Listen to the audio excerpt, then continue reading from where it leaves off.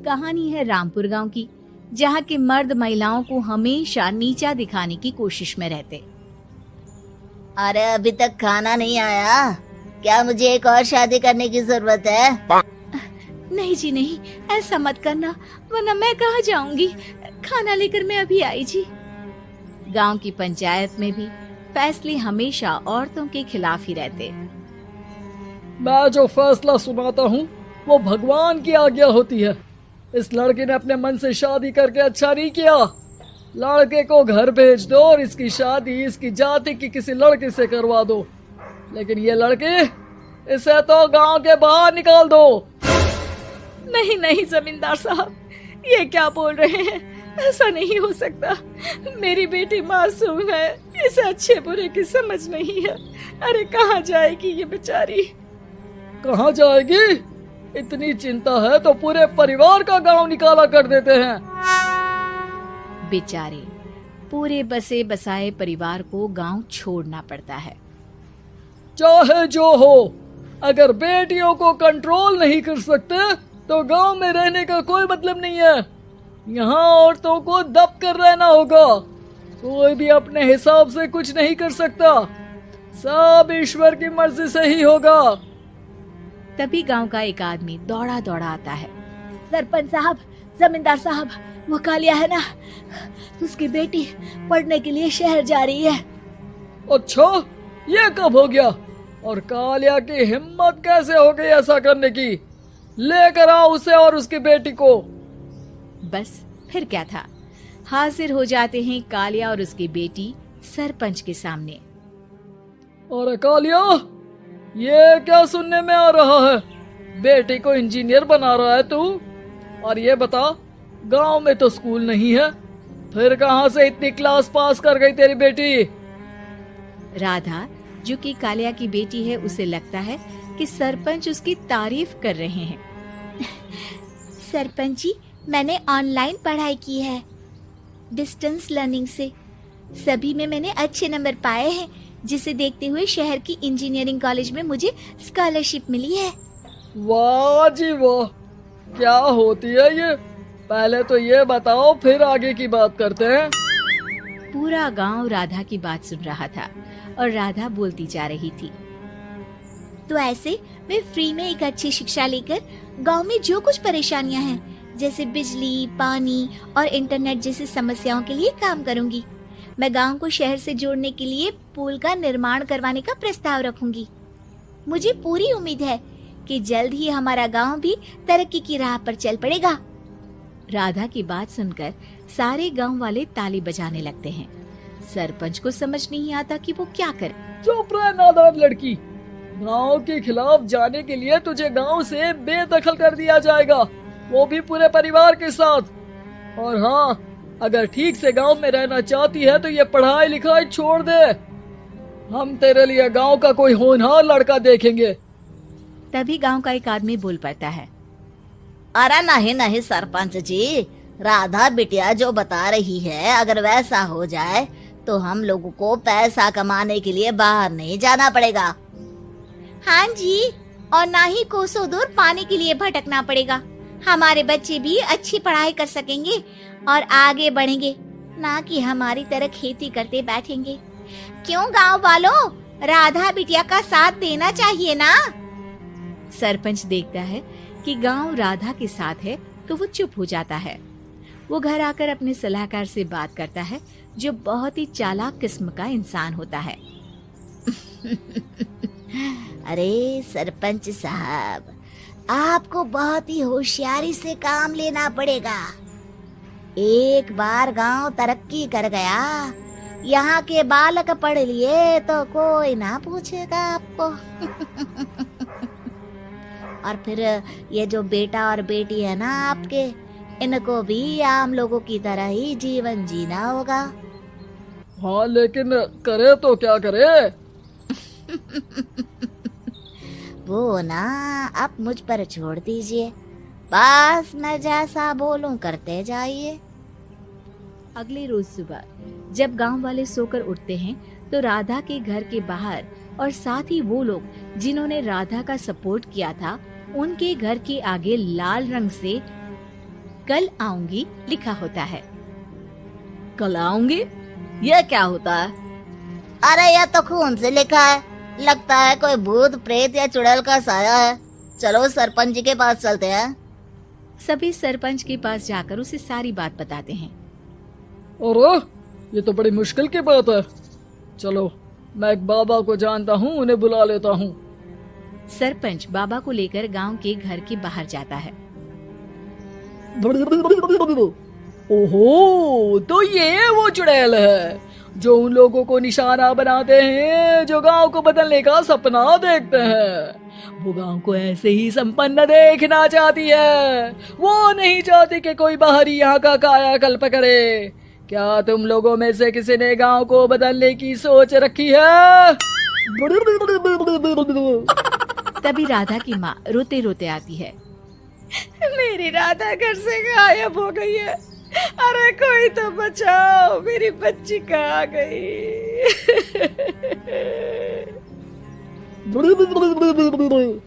ले गई वो चुड़ैल, तेरी बच्ची को ले गई। अब वो उसे श्रापित करके छोड़ेगी, उस पर चुड़ैल का साया हो जाएगा। तभी बुरी सी हालत में राधा भी वहाँ आ जाती है। उसके बाल चुड़ैल की तरह फैले होते हैं और कपड़ों में खून लगा होता है। सभी राधा को देखकर डर जाते हैं। माँ, पता नहीं मुझे कौन उठा कर ले गया था। अरे दूर दूर हो जा चुड़ैल, अब हम लोग इस गांव में नहीं रुकेंगे। अरे कैसी बातें कर रहे हैं आप? कल तो आप मेरे भरोसे गांव का हुलिया बदलने, अपने बच्चों को पढ़ाने और तरक्की उन्नति की बात कर रहे थे, तो आज क्या हो गया आपको? ये फिर तुम लोगों को बहकाएगी। ये चुड़ैल गांव में आ चुकी है, ऐसे ही ये तुम्हारे घर के बच्चों को भी ले जाएगी। गांव वाले राधा को गांव से बाहर निकाल देते हैं। उसके माँ बाप रोते रहते हैं, लेकिन गांव वाले नहीं मानते। मैं भी अपनी बहन के साथ गांव के बाहर रहूंगा, लेकिन वो पढ़ाई नहीं छोड़ेगी। वहीं सरपंच के घर पर सलाहकार कहता है। देखा, सांप भी मर गया और लाठी भी नहीं टूटी। लेकिन अगले ही दिन सरपंच के घर के बाहर भी वही शब्द लिखे होते हैं। और फिर सरपंच की बीवी कहती है, हमारी बेटी को किसी ने अगवा कर लिया है। तभी राधा का भाई वहाँ आ जाता है। अरे गांव वालों, मैंने सरपंच जी की बेटी को देखा था। वो चुड़ैल उसे उठाकर ले जा रही थी। अरे क्या मजाक कर रहे हो? नहीं नहीं सरपंच जी, आप नहीं जानते। वो चुड़ैल अब आपकी बेटी में आ जाएगी, जैसे राधा के अंदर आ गई थी। तभी सरपंच की बेटी वैसी ही हालत में वहाँ आती है जैसे राधा आई थी। पापा, पता नहीं कैसे मैं गायब हो गई थी। चुड़ैल, इसके अंदर भी चुड़ैल का साया है, मारो इसे। अरे नहीं नहीं, इसे भी राधा के पास गांव के बाहर ही भेज दो। अरे चुप रहो, मेरी बेटी कहीं नहीं जाएगी और चुड़ैल वुड़ैल कुछ नहीं होता है। अरे कैसे बात कर रहे हो सरपंच जी?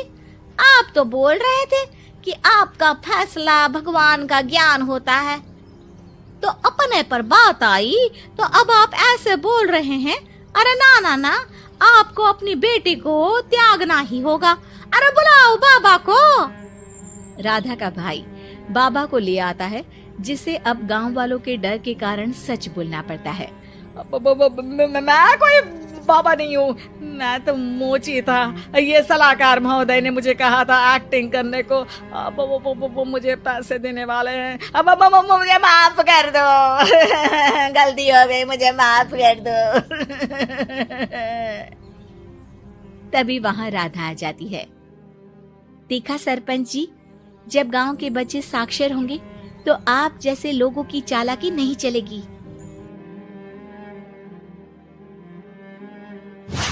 रजनी को बचपन से ही पेंटिंग का बहुत शौक था।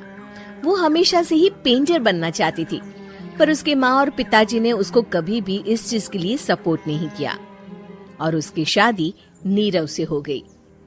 नीरव रजनी को बहुत प्यार करता था, पर रजनी हमेशा चुपचाप ही रहती। वो इस शादी से खुश नहीं थी। वो ये शादी नहीं करना चाहती थी। उसे तो हमेशा से पेंटर जो बनना था। अपने इस सपने को वो नहीं पूरा कर पाई, इसलिए वो हमेशा उदास रहती थी। रजनी, बहुत ही बढ़िया फिल्म लगी है, कल देखने चले? नहीं जी, कल मुझे बहुत काम है, मैं नहीं जा पाऊंगी।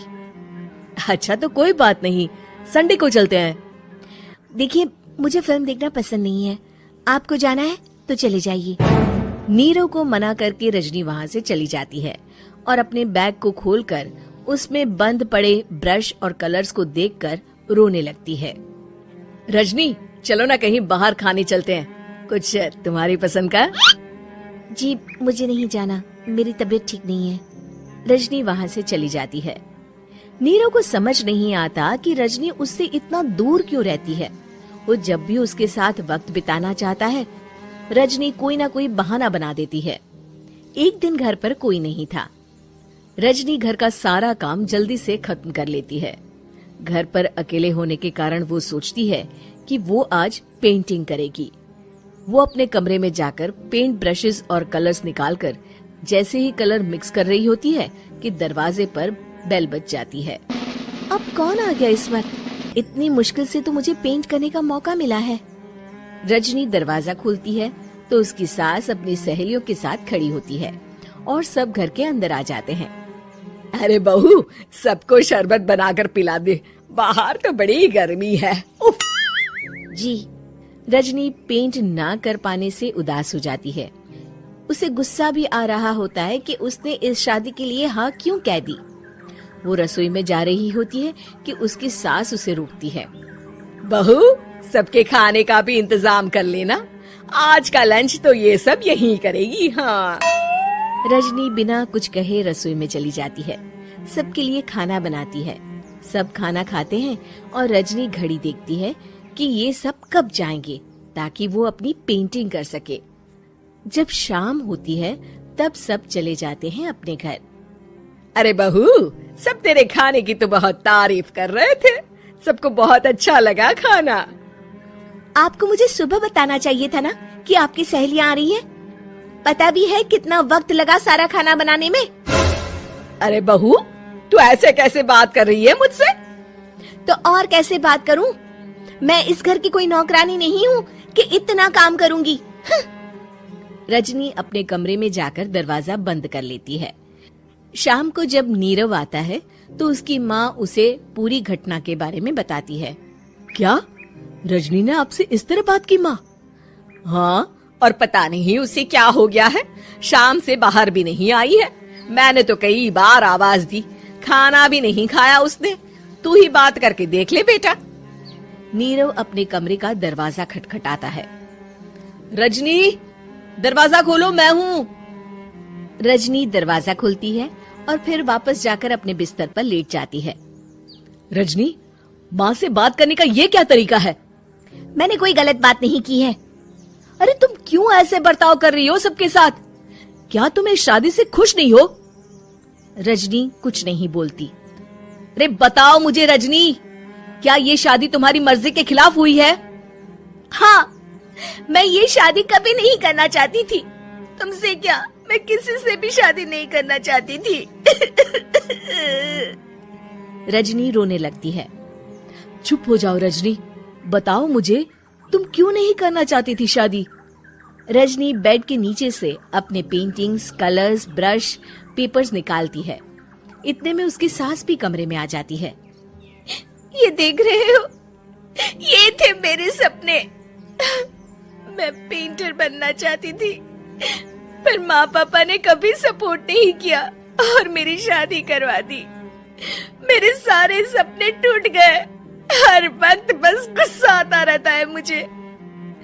मैं जानती हूँ कि आप लोगों की इसमें कोई गलती नहीं है, पर मैं क्या करूँ, मुझे समझ में नहीं आता।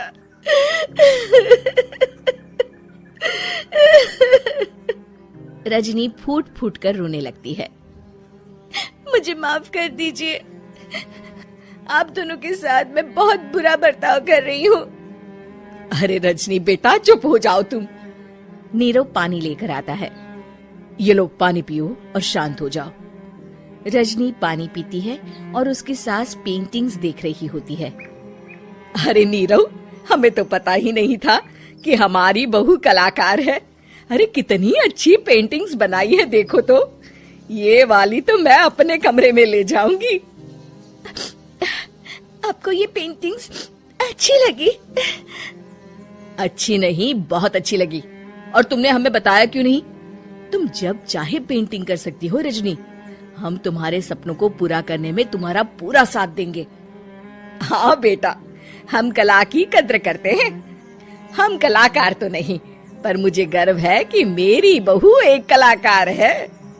रजनी, नीरव और सास तीनों हंस पड़ते हैं। Very important